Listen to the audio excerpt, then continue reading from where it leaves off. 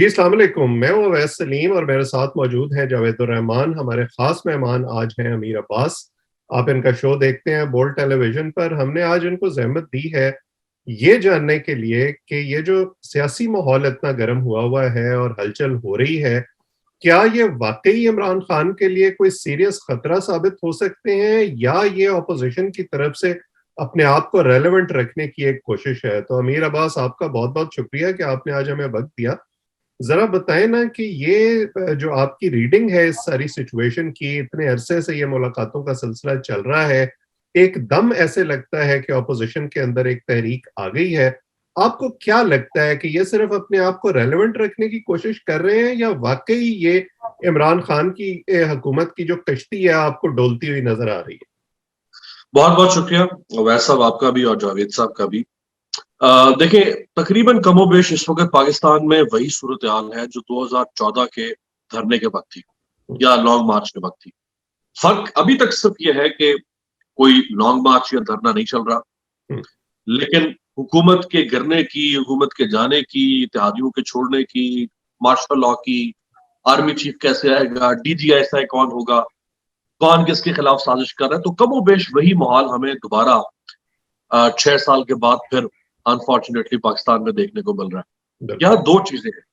एक तो ये कि क्या इमरान खान साहब की हुकूमत जानी चाहिए या नहीं, हुँ, एक तो ये सवाल बनता है, हुँ, क्योंकि इसको भी समझना बहुत जरूरी है। और दूसरा सवाल ये बनता है कि क्या ये सारी ऑपोजिशन मिलके इमरान खान साहब की हुकूमत गिरा सकती है या नहीं। हुँ, तो पहले अगर हम इस पे बात कर लें कि क्या हुकूमत जानी चाहिए या नहीं। हुँ, देखें, अगर इस ऑपोजिशन की बुद्धि में थोड़ी सी भी वो रत्ती माशा वाली जो बात है, थोड़ी सी भी अगर इनके अंदर अकल हो, मैं अगर आज नवाज शरीफ हूं या मौलाना फजल रहमान हूं, यकीन करें, तो मैं इमरान खान को वैसा 5 साल नहीं दूंगा। हुँ, मैं खुदा की कसम उसको 5 साल और एक दिन दूंगा, हुँ, ताकि वो सियासी शहीद ना हो सके। हुँ, ये रहा मैदान, ये रहा घोड़ा, हुँ, उसको दौड़ाने दे जितना उसने दौड़ाना है, और हुँ, वो दौड़ा के थक चुका है, वैसे भी हाँप रहा है इस वक्त। बिल्कुल ठीक उसका बात। सियासी घोड़ा हाँप रहा है, हुँ, उनके पल्ले कुछ नहीं है। हुँ, वो सारा तब्दीली का जो एक मसनूई जन्नत हसन बिन सबा ने खड़ी की थी, वो हुँ, सारी जन्नत जो है ना, वो खुद ब खुद बुलडोज हो गई है अपने कदमों पे। अब अगर आप इमरान खान साहब को 4 साल 11 महीने और 29 दिन भी देंगे ना, हुँ, तो उन्होंने कह रहे हैं कि ये जो आखिरी दिन मुझसे इन्होंने ले लिया था ना, इसी दिन तो मैंने सारे काम करने थे। बिल्कुल, इसी दिन बारिश होनी थी, वो हमें 1 पॉइंट मिलना था और हमने फाइनल जीतना था। सारा कुछ हो जाना था। हुँ, तो इनके अंदर थोड़ी सी भी अकल हो, हुँ, अगर ये इमरान खान को समझते हैं कि ये एक बहुत बड़ी पॉलिटिकल रियलिटी है और इनके लिए एक मुस्तकिल दर्द सर बन चुका है पाकिस्तानी सियासत में, हुँ, यानी नून लीग, पीपल्स पार्टी और मौलाना के लिए, और वो चाहते हैं कि इस को हमेशा हमेशा के लिए अपने सियासत से आउट करना है, हुँ, तो उसका हल ये था कि ये उसको पूरा टाइम दे, हुँ, और वो अपनी बैड गवर्नेंस की वजह से, अपने झूठे वादों की वजह से, अपने यू टर्न्स की वजह से खुद ही लोगों में डिस्क्रेडिट होना शुरू हो रहा है, जो कि वो हो रहे हैं। ये जो हिमाकत करने जा रहे हैं, ये यकीन कीजिए कि इमरान खान का नैरेटिव हम जानते हैं वैसा, तो बड़ा स्ट्रॉन्ग नैरेटिव, हुँ, और जो उनके फॉलोअर्स हैं, गुड और बैड, राइट और रॉन्ग, वो भी बड़े अखरोट किस्म के दिमाग रखते हैं, वो भी हुँ, बहुत सख्त गेंद हैं। वो इमरान खान को छोड़ने को तैयार नहीं होंगे। बिल्कुल ठीक और है। अगर आप उनको पहले गिरा देंगे 5 साल से, तो इमरान खान होगा, शहर शहर होगा, गली गली होगा, दर दर होगा, डंडा होगा, सोटा होगा, और इस मुल्क के अंदर एक अनइंटरप्टेड इंस्टेबिलिटी शुरू हो जाएगी। हुँ, हाँ, या तो इमरान खान को निकालने से इमरान खान कोई स्कॉटिश पार्टी का कोई हेड हो या लेबर पार्टी का हेड हो, और वो फिर इज्जत से घर चला जाए और सियासत छोड़ दे और वापस जमाइमा खान के पास या अपने बच्चों के पास हुँ, लंदन चला जाए छुट्टियां हुँ, गुजारने। ऐसा तो होगा नहीं, उसने भी इसी मुल्क में रहना है, और वो यहां से उठ के जाएगा बनी गाला या हुँ, जमान पार्क। बिल्कुल सही। और वो इनके लिए इक्तदार के ये फूलों के स्टेज नहीं रहने देगा, इनके लिए कांटों का बिस्तर बना देगा। बिल्कुल सो ठीक। मुझे यूं लग रहा है कि हम एक दायरे में घूमना शुरू हो जाएंगे इस मुल्क में। हुँ, जब तक फिर इमरान खान जिंदा है, वो इनको नहीं हुकूमत करने देगा। हुँ, लिहाजा ये एक बहुत डर्टी हम उसमें जा रहे हैं एपिसोड में, हुँ, जहां 3.5 साल हो चुके हैं, अब तो तकरीबन 3.25 साल तो इनको चाहिए कि ये थोड़ा सा जो अरसा है इसको भी निकलने दें, अपने इलेक्शन के ऊपर काम करें। और ऑपोजिशन का काम होता है वॉचडॉग का। ऑपोजिशन को आप गवर्नमेंट इन वेटिंग कहते हैं जमहूरियत। आप गवर्नमेंट इन वेटिंग है भाई, आप अगली हुकूमत है खुद ब खुद। तो आप लोगों को मोबिलाइज करें, आप अपने मंशूर को बेचें, आप इमरान खान की बैड गवर्नर, जैसे ये पीका का जो ऑर्डिनेंस आया है, जबरदस्त रोल प्ले किया हमारी ऑपोजिशन पार्टीज ने। पीपल्स पार्टी भी चली गई है हाई कोर्ट में, इसको चैलेंज कर रही है। नून लीग भी आजम नजीर तारड़ और मरियम औरंगजेब पिटिशनर बन रही है, वो भी चैलेंज कर रहे हैं। तो यही दिस इज कॉल्ड डेमोक्रेसी ना। और सारी जो लॉयर्स बॉडीज हैं वो खड़ी हो गई हैं, सिविल सोसाइटी खड़ी हो गई है, सारा मीडिया खड़ा हो गया है।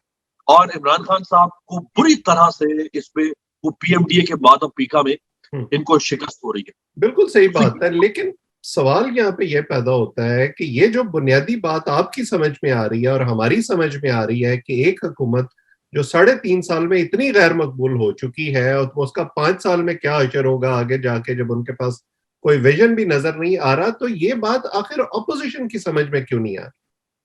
देखिए, एक तो मैं ये भी आपको बता दूं कि मैं जाती तौर पे एहतजाज का कायल हूं, और मैं बड़ा स्ट्रांगली एडवोकेसी करता रहा हूं इसकी। मैं मार्चेस का भी कायल हूं, मैं प्रोटेस्ट का भी कायल हूं, और मैं गवर्नमेंट के टॉपल करने का भी कायल हूं। बट वो आप बात कर रहे हैं जापान की, जहां पे हर साल 1.5 साल के बाद प्राइम मिनिस्टर एवरेज चेंज होता है, आफ्टर एवरी 1.5 ईयर।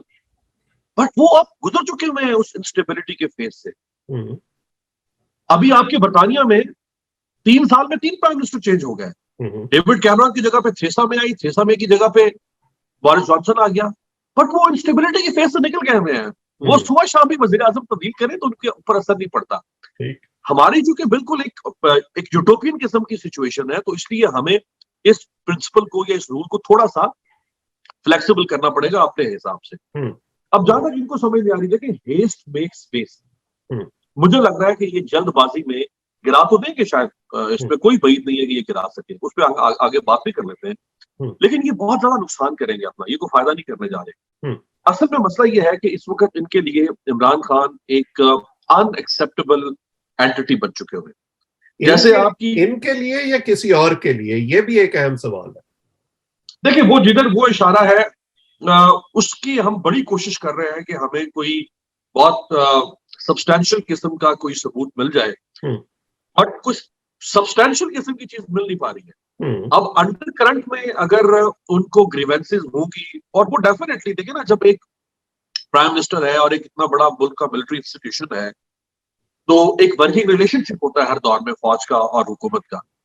उस वर्किंग रिलेशनशिप में बहुत सारे उतार चढ़ाव आते हैं, और जरूरी नहीं है कि अगर फौज अपने किसी इंतहाई ब्लू आइड को भी लाके बिठा दे एज ए प्राइम मिनिस्टर, तो भी फौज उससे हमेशा खुश रहेगी। कहीं ना कहीं फ्रिक्शन होगी, ये नेचुरल है। आप घर के रिलेशन से लेके और आप बाहर सोसाइटी के रिलेशन में, तो फ्रिक्शन तो आती है कहीं ना कहीं, और वो मुमकिन है आई होगी। बट अब जो ऑप्टिक्स है, उन ऑप्टिक्स में there is no hate relation, there is love relation अभी तक सो फार। हाँ, अंडर करंट में बहुत कुछ हो सकता है, उसमें बहुत सारी कॉन्स्पिरेसी थ्योरीज है, लेकिन ये तो पिछले 1 साल से चल रही है, कम से कम एटलीस्ट 1 साल से तो ये बातें चल रही हैं कि इनके आपस में राब्ते हो चुके हैं एस्टैब्लिशमेंट के, पीएमएलएन के साथ, और उसी की वजह से इनके केसेस और ये चीजें रैप अप हो रही हैं, और पीपल्स पार्टी के साथ भी डील हो चुकी है। खुर्शीद, आप देखिए, पीपल्स पार्टी की आखिरी बड़ी गिरफ्तारी जो है वो कब हुई थी? वो सितंबर या नवंबर 2019 में हुई थी, खुर्शीद शाह की, और वो भी बेल पे आ गए। अभी कल राजा परवेज अशरफ के केसेस भी, यहाँ नैब से उनका एक केस चल रहा था, वो किसी थर्मल या आईपीपी प्रोजेक्ट का, उसमें उनका एक्विटल हो गया है। तो ये बहुत सारी चीजें हैं जो डॉट्स लोग कनेक्ट कर रहे हैं कि इसका मतलब है कि एस्टैब्लिशमेंट जो है वो अब इमरान खान को छोड़ के और वो वर्किंग रिलेशनशिप बनाना चाहती है पीपल्स पार्टी के साथ और पीएमएलएन के साथ। बट इसका कोई बहुत सब्सटैंशियल किस्म का एविडेंस हमारे पास नहीं है। ऑपोजिशन देखिए, इनके लिए अनएक्सेप्टेबल एंटिटी है इमरान खान। जैसे आपकी बॉडी का इम्यून सिस्टम होता है और उसमें कोई बाहर से आके वायरस दाखिल होने की कोशिश करता है, तो बॉडी फौरन रिएक्ट करती है उस वायरस को।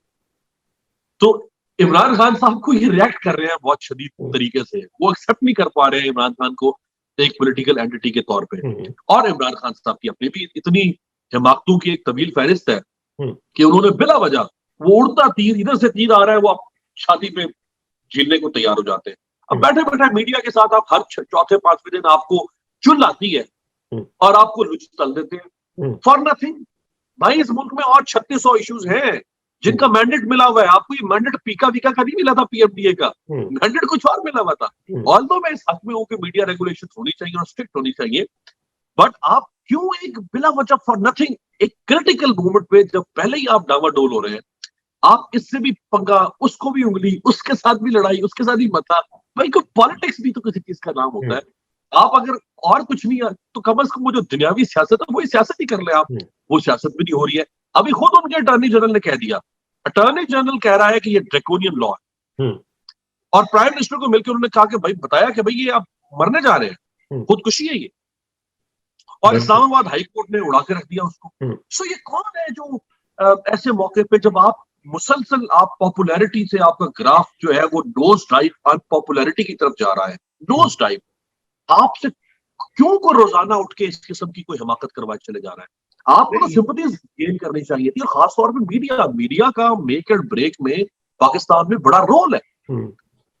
यहाँ पब्लिक का इतना इफेक्टिव रोल नहीं है जितना मीडिया। तो उस नैरेटिव का हिस्सा है ना जो 3.5 साल में बनाया है पीटीआई ने, और इमरान खान साहब खुद इसको बार बार तकवीयत बख्शते हैं कि जी हम तो सारा कुछ ठीक कर रहे हैं, असल मसला सारा मीडिया का है, ये मीडिया लोगों को नहीं बताता जिसकी वजह से लोग हमारे खिलाफ हो रहे हैं। तो जावेद साहब, अमीर अब्बास ने अभी तक जो गुफ्तगू की है, इन्होंने बहुत सारे उन पॉइंट्स का मुझे ऐसे लगता है कि इयादा किया है जिन पर हम गुफ्तगू करते रहते हैं, जिसमें टाइमलाइन है, नंबर्स हैं, जिसमें ये बात है कि क्या वाकई अपोजिशन को सूट करता है कि ये इमरान खान साहब को वक्त से पहले घर भेजें।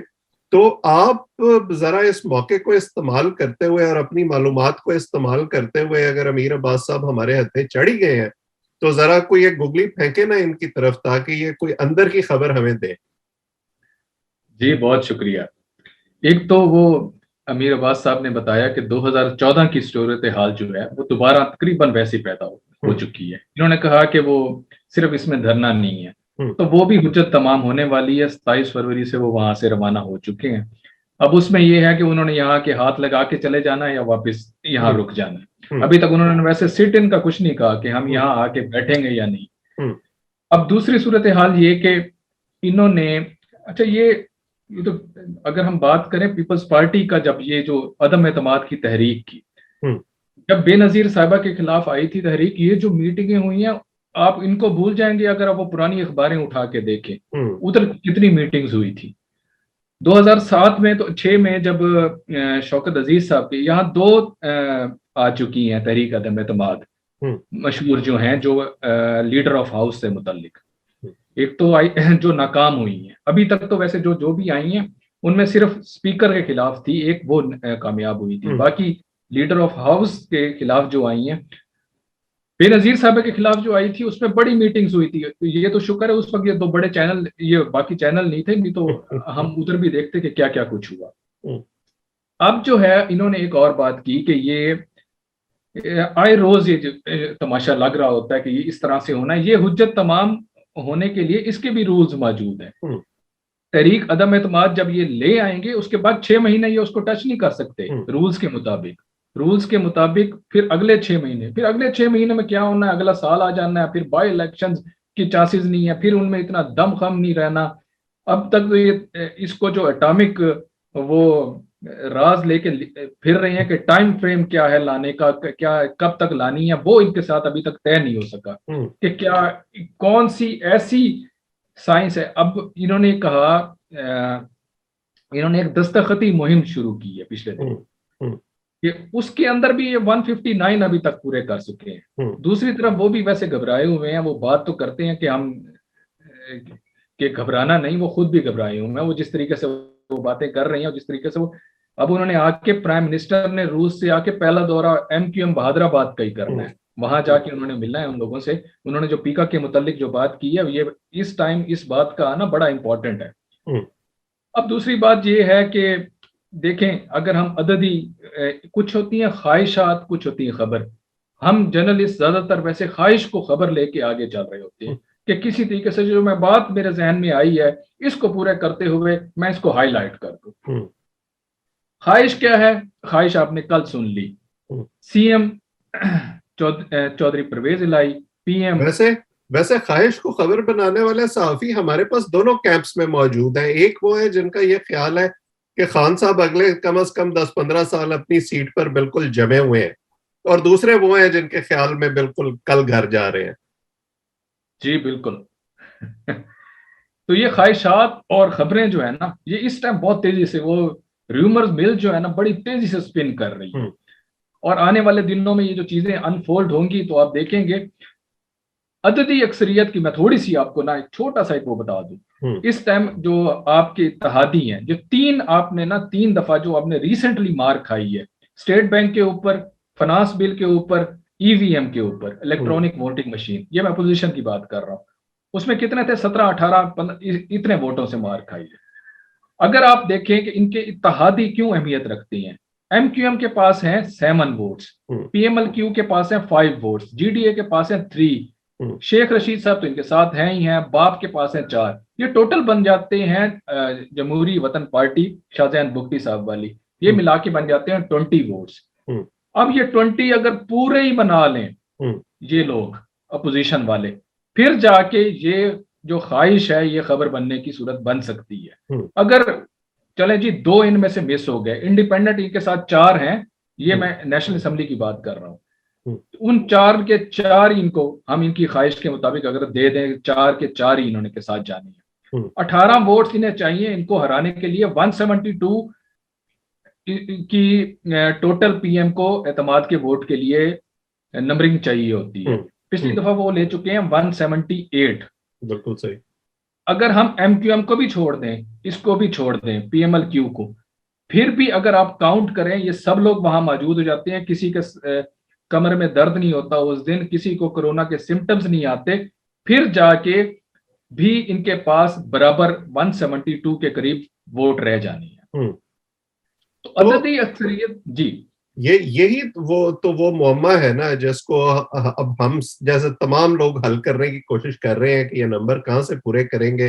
वो मुस्लिम लीग नून से बात करें या पीपल्स पार्टी से बात करें तो वो कहते हैं कि जी हमारे साथ पीटीआई के लोग भी राब्ते में हैं, वहां पर वो जो डिस्क्वालिफिकेशन की क्लॉज है वो आ जाती है, उसकी भी फिर वो जवाब। देखिए वो डी सीट की क्लास अवैध साहब जो है ना, अगर वो ये अपने ऊपर पहली दफा पार्लिमानी हिस्ट्री में अपने ऊपर इम्पोज करवा लेते हैं वो, तो ये कश्तियां जला देंगे।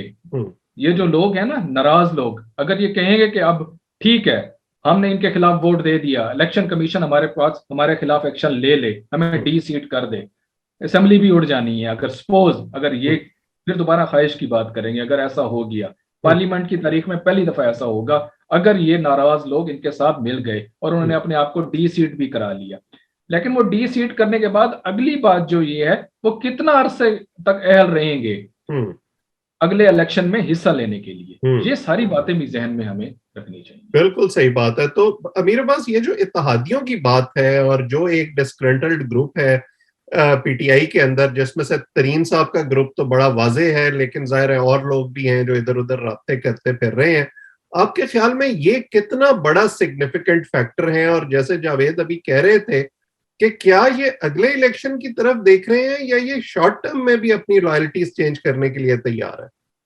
देखिए, इसमें मल्टीपल रीजंस हैं और मल्टीपल केसेस हैं। जैसे आपने जहांगीर तरीन ग्रुप की बात की, तकरीबन कहा जाता है कि 20 के करीब लोग हैं जो शायद उनके साथ लॉयल हैं।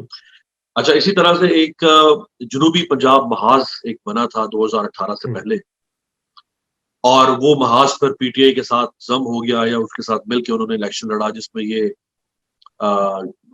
आपके जो खुसरो बख्तियार हैं और जी तारिक बशीर चीमा के भाई थे छोटे, वो तो वो भी अपनी जगह पे एक एंटिटी रखते हैं जनूबी पंजाब में। इसी तरह से जैसे नूर आलम खान, अब नूर आलम खान जहांगीर तरीन ग्रुप में भी नहीं है, वो जनूबी पंजाब महाज में भी नहीं है, बट नूर आलम खान खुल के खिलाफ है। वो खुल के बात कर रहा है कि भाई ये तो हम हैरास हो रहे हैं, हम बैरस हो रहे हैं और हम शर्मिंदा हो रहे हैं जगह जगह पे अपनी परफॉर्मेंस की वजह से। इसी तरह कुछ कराची के लोग हैं, इसमें नजीब हारून है, बड़े पुराने लॉयल साथी हैं इमरान खान। अगर आपने आमिर लियाकत का नाम ना लिया तो वो नाराज हो जाएगा। आमिर लियाकत भी चले है तो वैसे वर्थ मेंशनिंग नहीं है, लेकिन चले उनका भी जिक्र करते हैं, उनका कोई बईद नहीं है कि वो वापस एमक्यूएम की तरफ चले जाएं अब तो वो खुल के कह भी रहे हैं कि अल्ताफ हुसैन मेरा कायद है। लेकिन जो पीटीआई के जेन्युइन लोग हैं, मैं उनकी बात कर रहा हूँ, उसमें जैसे नजीब हारून का मैंने जिक्र किया, तो इस तरह कुछ पीटीआई के अपने लोग भी हैं जो नाराज हैं, और उनकी नाराजगी की मुख्तलिफ वजूहात हैं जो एक किसी भी वीक पार्लियामेंट्री सिस्टम में होती हैं। मिसाल के तौर पे कुछ लोग ये समझते थे कि भाई हम इतने लॉयल थे, हमने इतनी फंडिंग की इमरान खान को, इतनी डोनेशंस दी, पार्टी के लिए इतना काम किया, हमें मिनिस्ट्री नहीं मिली है। कुछ लोग समझते हैं, जैसे शकूर शाद जो लियारी से एमएनए हैं, वो समझते हैं कि भाई मैंने शेर की कछार से जाके इमरान खान को सीट निकाल के दी, पीपल्स पार्टी की गढ़ से मुझे ठेंगे पे रखा हुआ है। तो मुख्तलिफ लोगों के मुख्तलिफ ग्रीवेंसेस हैं। जो जहांगीर तरीन ग्रुप है, उसकी जारी बात है जहांगीर तरीन के साथ एक लॉयल्टी, और उनके लोग जहांगीर तरीन को हतमी फैसले का मैंडेट दे चुके हैं। जो आप फैसला करेंगे हमारी तरफ से वही तस्वुर किया जाएगा। 172 लोग चाहिए। ऑपोजिशन का दावा है कि उनके पास 162 है, जो उनकी अपनी फॉर्मेशन बनती है ऑपोजिशन पार्टीज की। उनको 10 लोग चाहिए। ज्यादा जोर उनका है पीएमएल-क्यू के ऊपर। उसकी वजह यह है कि पीएमएल-क्यू वैसे तो एमक्यूएम से भी काम चलवाने की कोशिश करेंगे, लेकिन पीएमएल-क्यू उनको इसलिए चाहिए क्योंकि पीएमएल-क्यू सिर्फ मरकज में नहीं, उनको पंजाब में भी उसकी सपोर्ट चाहिए। लिहाजा पीएमएल-क्यू इस वक्त ज्यादा मोस्ट फेवरेट है इमरान खान के अलाइज में से, जो ऑपोजिशन का काम आसान कर सकते हैं। बिल्कुल, क्योंकि पीएमएल-क्यू के जरिए से वो फेडरल गवर्नमेंट में भी चेंज लाएंगे और पंजाब गवर्नमेंट में भी चेंज। अब एमक्यूएम इस्लामाबाद आई, वसीम अख्तर और आमिर खान साहब, और हमारे उनके साथ काफी यहाँ पे इशाइये जोराने हुए, काफी नशिस्तें हुई। एमक्यूएम भी खुल के अपनी ग्रीवेंसेस का इजहार कर रही है इमरान खान साहब से। अब उनकी ग्रीवेंसेस ये है कि उनके जो दफातर है कराची के अंदर, वो सील्ड है अभी भी काफी हद तक। उनके बहुत सारे लोग जो हैं वो अभी भी मिसिंग है, मोर देन 90। उनकी जो फंडिंग है पार्टी की, वो फंडिंग रुकी हुई है। वहां के जो बिजनेसमैन जो एमक्यूएम को फंड करते थे, लीगली भी करते थे। एक तो एमक्यूएम का अपना तरीकाकार था, जो लीगल फंडिंग भी होती थी वो फंडिंग भी रुकवा दी गई। उनका जो वेलफेयर विंग है अल खिदमत, वो भी बंद पड़ा हुआ है। तो ये उनकी अपनी ग्रीवेंसेस है जिसका वो मुसलसल इजहार कर रहे हैं। इसलिए वो यहाँ मौलाना साहब से भी मिले हैं, क्योंकि मौलाना साहब उनको सूट करते हैं सिंध के अंदर लोकल गवर्नमेंट के सिलसिले पे।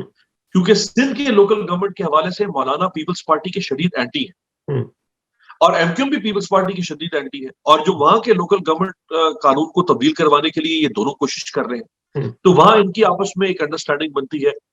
फिर वो एएनपी से भी मिले हैं, एएनपी के मरकज गए एमक्यूएम वाले, तो एएनपी भी सिंध में लोकल गवर्नमेंट जो पीपल्स पार्टी का लाया हुआ कानून है उसके खिलाफ है। और वो फिर चौधरी बरादरान से मिले लाहौर में, शरीफ शहबाज शरीफ साहब के पास गए, उनसे मुलाकात हुई। अब एमक्यूएम जो है उसकी जो मेरी रीडिंग है, एमक्यूएम आइंदा समझती है कि हमारा जो नेशनल अलायंस बन सकता है कोलिशन गवर्नमेंट में, वो पीएमएलएन के साथ बन सकता है, वो पीटीआई के साथ शायद नहीं बनेगा। ठीक है। अगर पीएमएलएन गवर्नमेंट बनाने की पोजीशन में हुई और उसको अलायंस की सूरत में गवर्नमेंट बनाना पड़ी, तो एमक्यूएम इमरान खान के साथ नहीं बल्कि शहबाज शरीफ के साथ जाएगी। अब जो चौधरी बरादरान और पीएमएल-क्यू की मीटिंग हुई थी, उसमें दोनों ये चूंकि आज से 2 हफ्ते पहले की बात है, तो दोनों एक दूसरे को इस नजर से देख रहे थे कि पहल कौन करता है। कहीं ऐसा ना हो कि चौधरी बरादरान जो है वो पहल ना करे और हम पहल कर जाएं, और ये सारी जो हुकूमत गिराने की और वोट ऑफ नो कॉन्फिडेंस की जो एक तारीख लिखी जाएगी, उसमें हमारा मुंह काला होगा। अब उन दोनों के अंदर एक मिसट्रस्ट था, लेकिन ये आज से 2-3 हफ्ते पहले की सिचुएशन थी। अब जितनी रैपिड मीटिंग्स हुई हैं पिछले 3 दिन के अंदर, और पीएमएल-क्यू को बाकायदा तौर पर ऑफर करवा दी गई है कि आप चीफ मिनिस्टर पंजाब ले लें और हम आपको यहां पे भी अकोमोडेट करेंगे, मरकज में भी। अब इसके बाद एमक्यूएम तक फैसला करती है, ये भी बड़ा दिलचस्प होगा। अगर तो एमक्यूएम पीएमएल-क्यू के साथ मिलके गवर्नमेंट के खिलाफ वोट कर देती है, तो फिर ऑपोजिशन को इमरान खान साहब के जो अपनी पार्टी के लोग हैं उनको तोड़ने की जरूरत नहीं पड़ेगी। फिर ये दोनों ही काफी रह जाएंगे वोट ऑफ नो कॉन्फिडेंस के लिए। बिल्कुल सही है। तो ये बात तो बिल्कुल ठीक है कि ये सारी पार्टियां इस वक्त जो मूव कर रही हैं, ये मुझसे थोड़ा बहुत ही अंदाजा होता है कि कहीं ना कहीं हवा का रुख बदलना शुरू हुआ है। और शायद ये सब अगले इलेक्शन को भी देख रही हैं और उसके हवाले से सबबंदी हो रही है। तो आखिर में बिल्कुल अगर आपसे मैं पूछूं मुख्तसरन के, क्या आपको लगता है कि ये नो कॉन्फिडेंस मूव ये ला कर रहेंगे, और उसकी कामयाबी के आपको इम्कानात कितने लगते हैं? देखिए वैसा आज से कोई 1 माह पहले तो हम इसको बहुत नॉन सीरियस ले रहे थे, लेकिन 1 माह पहले जो एक डेवलपमेंट हुई, उस डेवलपमेंट ने अब ये सोचने पर मजबूर कर दिया है कि नहीं, देयर इज समथिंग फिशी, और शायद अब ये संजीदा है, या अब ये शायद किसी ऐसी किसी अरिथमेटिक इक्वेशन पे पहुंच चुके हैं जहां पे ये अपना मकसद हासिल कर सकते हैं, जिसमें आसिफ जरदारी साहब ऑल ऑफ द सडन उठे और शहबाज शरीफ से मिलने लाहौर चले गए, क्योंकि पीपल्स पार्टी उससे पहले पीडीएम से बाकायदा तौर पर अलहदा हो चुकी थी। ना सिर्फ अलहदा हो चुकी थी, बल्कि बिलावल भुट्टो जरदारी ने शाहिद खान अब्बासी के एक्सप्लेनेशन लेटर को फाड़ के डस्टबिन में फेंक दिया था। मरियम नवाज ने बिलावल को सिलेक्टेड कह दिया सेनेट इलेक्शन में, और बिलावल ने मरियम नवाज को सिलेक्टेड कह दिया और कहा कि ये तो एक ऐसा खानदान है जो 30 साल से सिलेक्टेड चला रहा है। तो देवर हेड ऑन हेड। इस एनवायरनमेंट में अचानक उठ के चले गए आसिफ जरदारी।